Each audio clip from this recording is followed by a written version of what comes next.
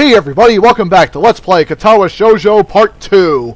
And in the last part I accidentally skipped some dialogue, so I came back into the text history to read it for you guys. Still, we finished it a few minutes earlier than anyone else in the class. Despite our late start, Shizune and Misha are really quite capable. Now we return. They're quite different though. The class rep is as calm and professional as she looks, while Misha's a lot more playful and girlish, not to mention a little more easily distracted. To be honest, the two of them did most of the work. I feel guilty about that. The clock tower bells ring, signaling the end of the period. Time for lunch. Without knowing what else to do, I follow Misha, who is beckoning me into the hallway and down the stairs. We descend even below the lobby where I met Muto, down to the bottom floor. Just like everything in this school, the cafeteria seems too spacious and oddly modern in contrast to the classic exterior. Its big windows open to the courtyard towards the main gate. It's the cafeteria! Her enthusiastic statement of the obvious makes people around us stare, but Misha doesn't seem to care, so we proceed to the line. There is a rather long list of menu options, which seems great until I realize that many of them are to accommodate students who need special diets.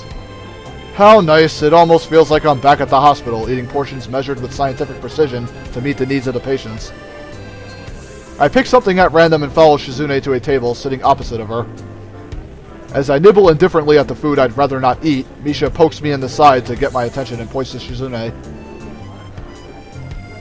I don't understand signs, so the point escapes me. Maybe looking at a person who talks to you is proper and polite? Do you want to know something? What? About anything. We're your guide, so you should ask if there is something. I wonder. Alrighty. Here's the first key element to get onto Hanako's route.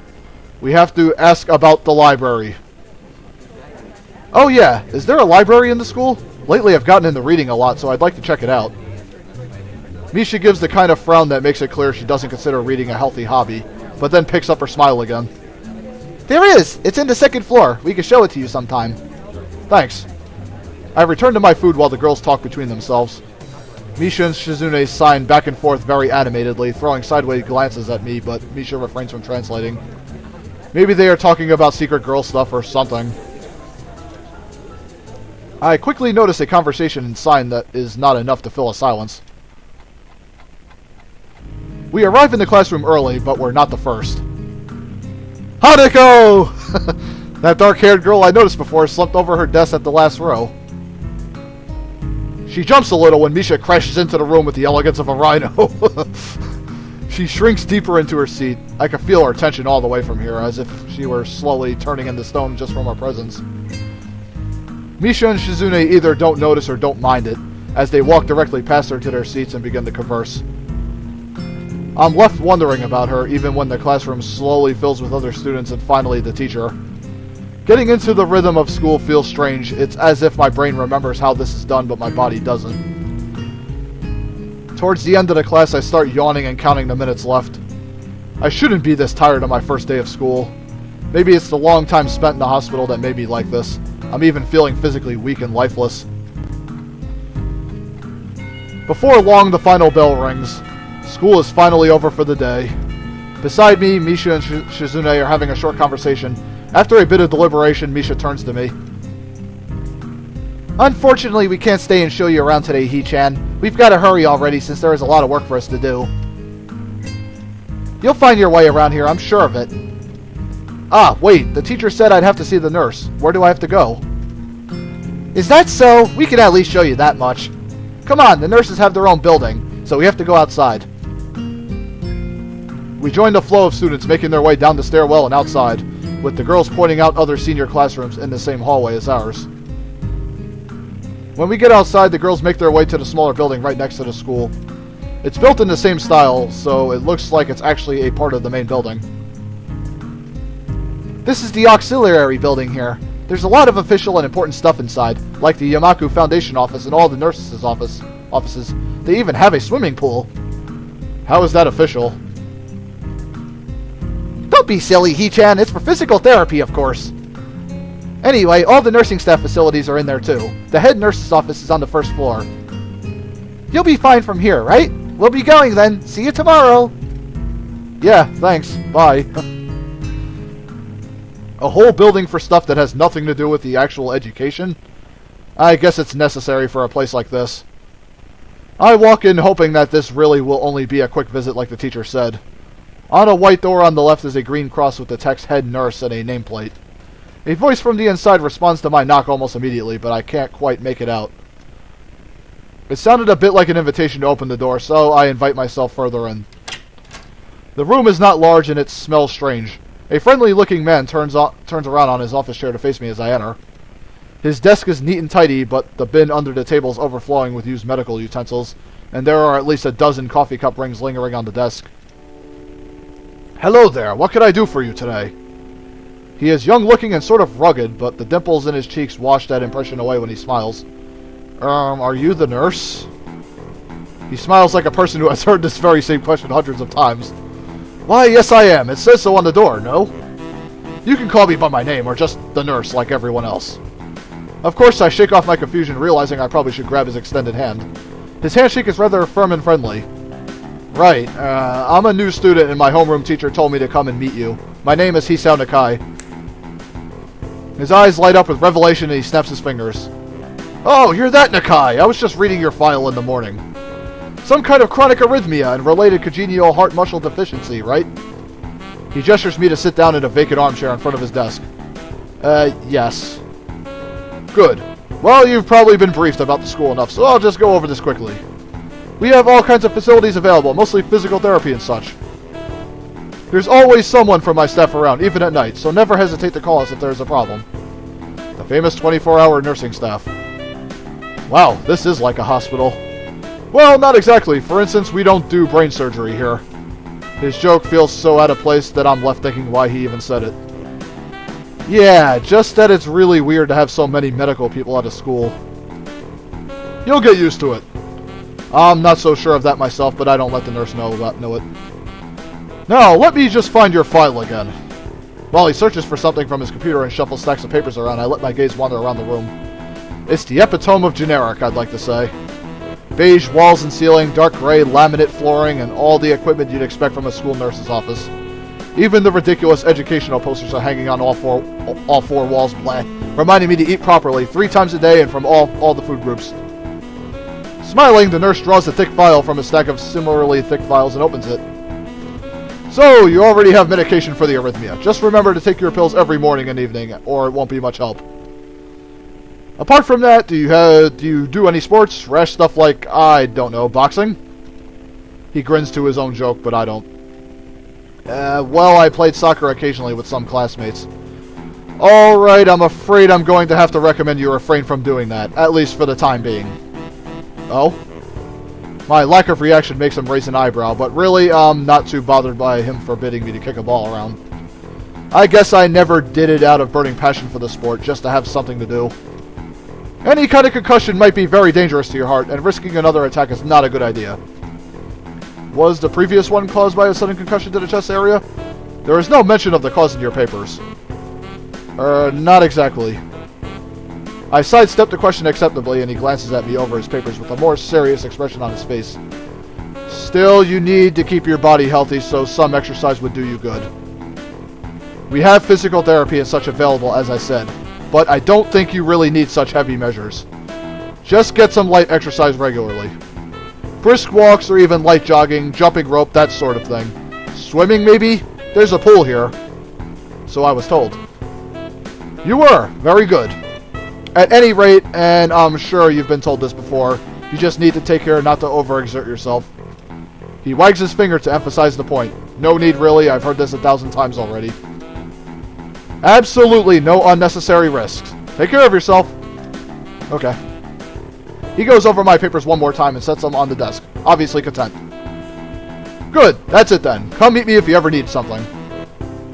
I'm ushered out before I even realize it. A quick visit indeed.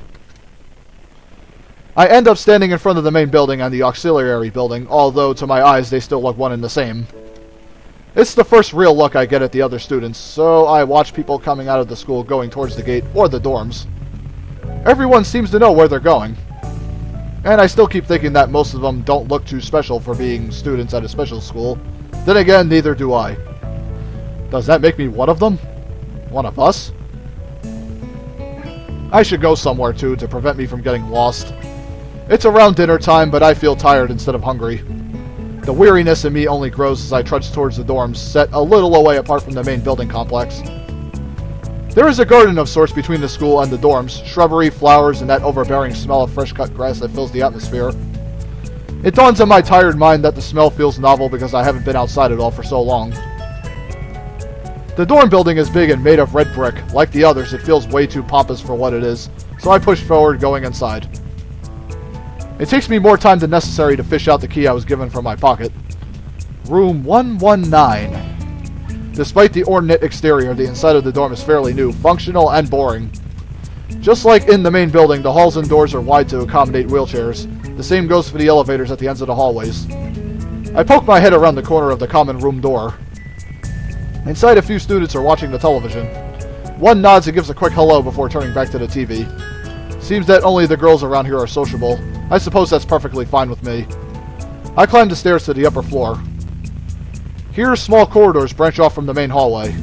Each of these minor halls seems to have a toilet and shower, as well as 4 rooms. About halfway down the hall, I spy room 119. The nameplates on the rooms adjacent to mine are blank. I guess there are just 2 of us here. Light shines from below the door of room 117, so I knock lightly. Hello, is anyone home? From inside, I hear a few movements. Then the clicking of way more locks than I thought these doors had. After a moment, the door squeaks open. And I present to you our comic relief for the rest of this game. Oh god. A bespectacled boy is standing in the doorway. He is looking at me very intently through his extremely thick eyeglasses. Who is it? Blind? No, at least not completely. Why would he have eyeglasses if he was? He leans closer to me until our noses are almost touching. His breath stinks of garlic. Hisao Nakai, I'm moving into the next room. I thought I should introduce my... His face suddenly brightens in realization, and he stands back upright, thrusting his hand out in a smiling greeting, almost straight to my diaphragm. Oh, sup dude, name's Kenji. Ah, hi. I take Kenji's sweaty hand and shake it, still a little rattled by the sudden change of attitude and vehement welcome. There were some suspicious looking people going in and out of your room earlier. It was probably my parents.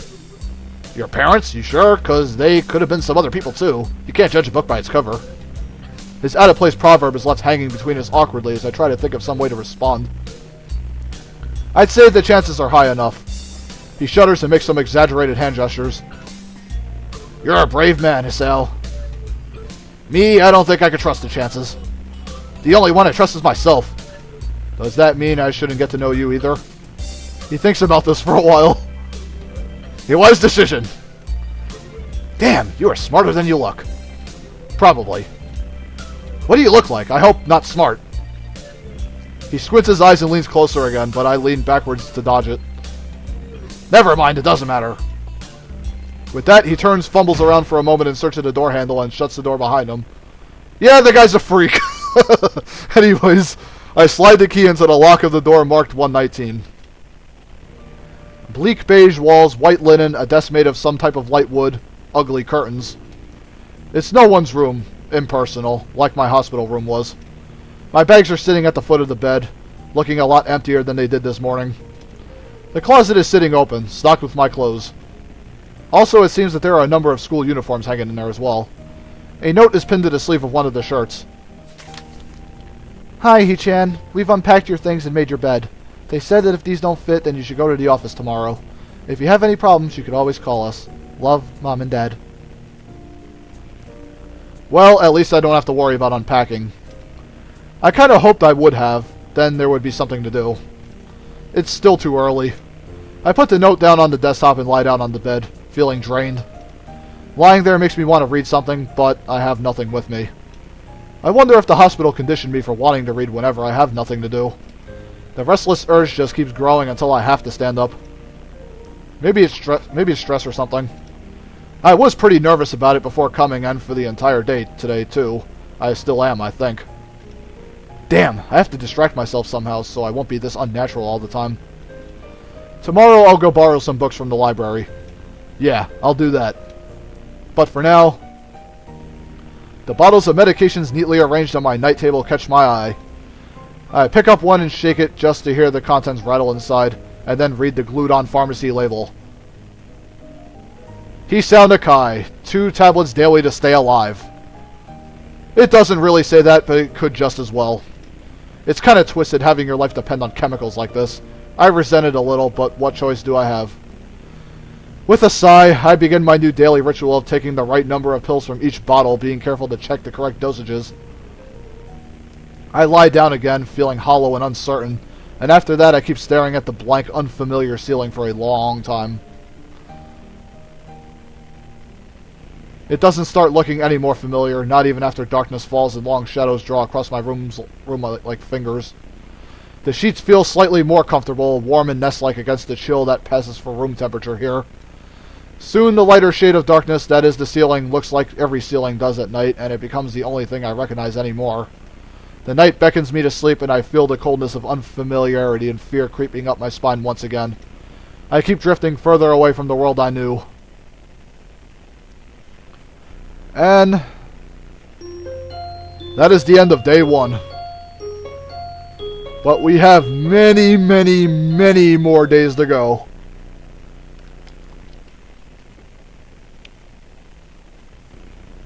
I wake up in a strange room.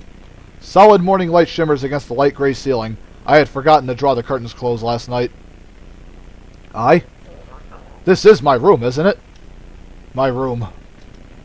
This is the 3rd room this year that I'm supposed to call mine. Various things around here remind me that indeed it's me who is supposed to be the one living here. My bags on the floor, my new school books on the desk, my numerous medications on the night table.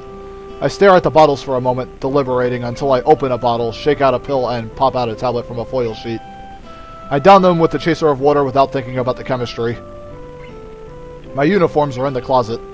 I slink out from under the sheets and stretch my back before dressing up. Putting on a new school uniform feels like dressing in someone else's clothes. The artificial smell of generic detergent invades my nose, but the feeling of fresh cloth against my back is a good one. A natural one. It feels like a school uniform, as it should. It's not much different from what I used to wear before. That goes for other things too. So far, this place seems more or less like a normal school. Except for the people. I think back to my talk with Kenji yesterday. Misha's constant laughter, and Shizune's sweeping sign language gestures. Well, I've only met 3 students so far. Maybe they aren't that normal, but I'm sure others are. Or perhaps people like them are what passes for the normal around here. Yeah, what does pass for normal around here? What do people do? I didn't see a lot of kids hanging around after classes yesterday, so maybe there are clubs. If so, I wonder if I should join one. All through class, the question remains on my mind, so I decide to ask Shizune about it when we split into groups. After all, she did say if I had anything I wanted to know, I should ask her. She crosses her arms and shifts her gaze slowly to Misha, who looks more preoccupied with trying to grind the eraser of her pencil down so that the top is perfect and evenly flat. Sorry, Shi-chan. Is there something you wanted from me? Oh, I see. That's a good question, He-chan. My first thought is that means she doesn't know, which is worrying. Maybe I'm being too negative. Well, anyway, Misha, please don't prove me right. Oh, that's right. Everyone is encouraged to join a club. A lot of people do so because there isn't really anything else to do. There are also school events, like the festival coming up in a few days. Almost every student in the school tends to help out with it, doing whatever. So, you actually transferred in at a busy time. Maybe you could help out too. Sure. What's the festival about? Misha freezes. I don't know, He-chan. The truth is, it's a local event and I'm not from this area, so... She starts signing desperately to Shizune, asking her to bail her out. Shizune adjusts her glasses at the end of an oddly grandiose flourish and starts signing hard and heavy. Huh? Oh. Who cares? Misha puffs out her chest as she shouts Shizune's words out at me with a disproportionate amount of pride. Too loud. I can see heads turning to look in our direction. Not so loud. Human beings evolve with each new generation. The ideals and beliefs behind a festival will inevitably change with time. Now it's about delicious fried food and amusing little games that you play to win prizes. The teacher clears his throat very loudly, batting his long wooden pointer against his other palm like a baton. He shoots a pointed gaze at us. Oh god. Finally noticing where we are, Misha stifles a yelp and quickly quiets down. Shizune doesn't seem embarrassed at all, though, brushing it off without a care. We are in the middle of class and should start working. That's right, Shi-chan. What? That's right. He-chan, are you asking because you're interested in joining a club? It could have been my eyes playing tricks on me, but I think I saw a suspicious glance exchange between them. Misha's tone has also changed, although it does that every other word anyway. Yeah, I was thinking about it. Misha and Shizune look at each other again. I'm about to ask what they have in mind when something dark flutters in my peripheral vision, catching my attention. Out of the corner of my eye, I see the girl with long, dark hair get up from her desk and slip silently towards the door. It doesn't seem like she was working in any groups, and no one seems to notice her but me. I glance at the teacher, who's also looking at the dark-haired girl, go, why doesn't he say anything? He-chan, is something wrong? Do I look as uneasy as I feel? Or was Misha just looking at me, looking after the girl who left? No, nothing. Okay, well, like we were asking, you don't have any plans for lunch today, do you? I thought I would go to the library and pick up some books. Not really. Do you want to have lunch together, then? Sure. Yay! Okay, He-chan, perfect! The rest of the class passes uneventfully. The girl with the long hair never came back. Before I have the time to put any more thought into where she could have gone, the teacher informs us that it's time to stop working. Shizune looks more than a little annoyed that we only just barely managed to finish all our work on time. I'm just glad we finished it at all. It's not a contest or anything. Yes, it is, He-chan! Impossible. Really? Really. I've noticed this before, but it's kind of funny how Misha is always moving her heads and signing not only everything she says, but what anyone else is saying at any given time. Obviously, it must be so Shizune can understand it. Her eyes dart back and forth between Misha's hands and me. I don't know who I'm supposed to be looking at. I'm talking to Misha, but that might be wrong. Maybe I should face Shizune. I'm used to looking in the direction of the person whose voice I'm hearing, but really. Shizune can't hear me, but it would be disrespectful to talk to her only through Misha. Then again, isn't that what she's doing? No, she's at least looking at me. This is all very confusing and will take some time to get used to. It's not a contest, because contests are competitions over a prize. If there's no prize on the line, it's not really a contest. Shizune's eyes flash dangerously with a competitive glare. She stares at me, as if surprised that I'm challenging her. I think maybe this is a contest to her. I never noticed before how dark and blue her eyes are. It's truly an alluring gaze. Are you sure, He-chan? Very sure. Haha! You're wrong, He-chan, because I don't want to be the slowest one in the class. Therefore, what's on the line is my confidence in my abilities, and the prize is the satisfaction of proving them. That laugh. Shizune pushes her glasses up the bridge of her nose in a very matter-of-fact way. I'd argue more, but the bell rings, and she quickly gets up and picks up her bag, looking at me expectantly. I had almost forgotten that I was supposed to have lunch with them. Where do you want to eat? The cafeteria? That's so plain. Okay, let's go. Plain? Well, I guess. At my old school, I liked to eat outside near the back of the building. It was a good spot, but I didn't find it until near the end of my freshman year. I wonder if there is a similar place to eat here. Misha seems to imply as much. Shizune and Misha pull me towards the cafeteria, which is surprisingly not packed. Maybe some students favor eating in classroom or outdoors. I saw some of my classmates had boxed lunches. After we finished eating, Misha picks up where we left off earlier. So, He-chan, you wanted to know about clubs and stuff, right? Right? Right, Shi-chan. Okay, I guess it makes sense to ask first. Exchanging little nods of confirmation, they turn to face me again, and Misha straightens her posture as if she is about to deliver a speech. He-chan, do you have anything you're really interested in? I used to play soccer, but I'm not really into it. I don't follow the teams and players or anything like that. As of late, I usually just read a lot. There is a book club, right, Shi-chan? Right. But it seems like they have all the members they could possibly have right now. Sorry, He-chan. It's really a popular club. Okay, but more to the point, He-chan. Does this mean that you don't have anything already in mind? Not really. Good, great. That's great, He-chan. Really great. Why is it so great? No reason. Well, He-chan, other than clubs and the upcoming festival, there is one other thing. Student council. I see. I didn't know the school had a student council.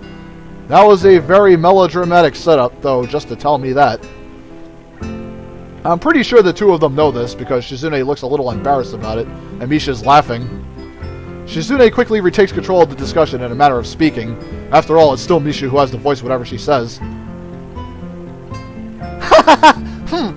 Right, He-chan. Maybe you should join the student council. They could use more people. Yes, definitely. You should definitely join. Why? Well, for one, we can hang out every day, He-chan. She-chan and I are both in the student council. Actually, She-chan is the president. I'm starting to get the suspicion that Shizune and Misha might not exactly be the most unbiased people to talk about with this. As if reading my mind, Shizune quickly adjusts her glasses and signs something to Misha. Of course, we're not trying to get you to join just because we would obviously benefit from you joining the student council, and therefore have an incentive to try and get you to. So you're admitting that... No, we admit nothing. I mean, He-chan, of course, it would be nice if you joined, and we'd appreciate it. But even without all that, joining the student council shows a healthy interest in the workings of one's school. Yup, it's true, He-chan. Besides, don't you want to spend time with us after school, He-chan? I can't tell if she is being genuine or if this is just really good acting. Both of them seem to be trying hard to look their cutest, although they are already pretty cute to begin with. Well... So it's settled then. Welcome to the student council, He-chan. What? No! See, She-chan, of course it wouldn't go so easily. Yup, that's right. Though it would be boring if it went that smoothly. Oh well, She-chan owes me candy now. You are betting on it? Hey, my life is not a game here. Shizune seems very intrigued by this when Misha signs it to her. The aggressive glint returns to her eyes. That's interesting, He-chan. Let's play a game. That's not what I said. How about rich man, poor man, He-chan? If you lose, you have to join the student council. Oh god. No, absolutely not. Why not? Well, because you two both have the same incentive, and therefore the same goal, which is to get me to join the student council, right? Yup. Yeah, that isn't my goal. But what this means is that both of you could team up and I'll be at a clear disadvantage, so I will have to decline. He-chan, I'm very offended. Are you saying you don't trust us and that we would pull something so disingenuous? That makes me sad. Sorry? It's hard to tell where Shizune's influence ends and Misha's thoughts begin. Alrighty folks, we'll cut it off here. Hey, we're making some good progress. Anyway, stay tuned for Let's Play Katawa Shoujo Part 3, when we'll continue this silly conversation and hopefully avoid joining the student council. Anyways, later peoples!